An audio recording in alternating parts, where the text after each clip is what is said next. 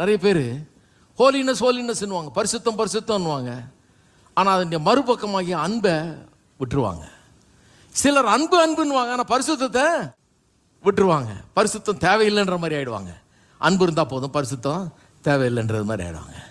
ஆனால் பரிசுத்தமும் அன்பும் இந்த ரெண்டையுமே இந்த ரத்தம் காண்பிக்கிறது.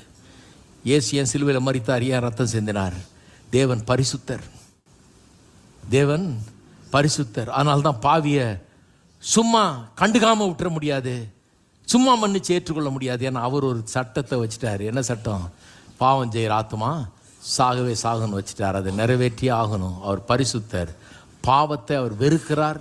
பாவத்தை நோக்கி பார்க்கக்கூடாத சுத்த கண்களை உடையவர் அவர். பாவத்தோடு அவருக்கு சம்பந்தமே இருக்க முடியாது.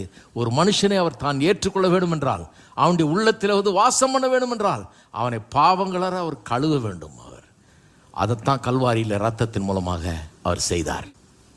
அப்போ சிலர் சொல்கிறாங்க, தேவன் எப்படி தண்டி குமாரனை சிலுவையில் அறைய முடியும்?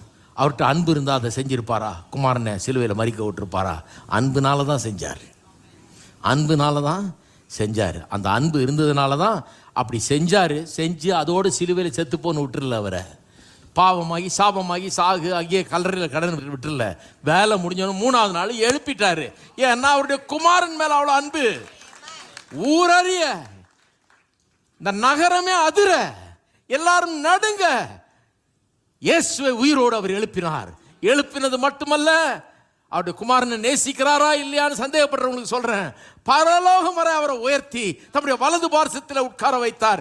எல்லாவற்றையும் அவருடைய பாதபடிக்கு கீழ்ப்படுத்தி இருக்கிறார். அவரை ராஜாதி ராஜாவாக, கர்த்தாதி கர்த்தனாக, ரட்சகராக அறிவித்திருக்கிறார். அவருடைய நாமத்துக்கு மேலான நாமம் வானத்திலும் பூமியிலும் பூமி கீழான மத்தியிலும் இல்லை என்று ஆக்கிவிட்டார்.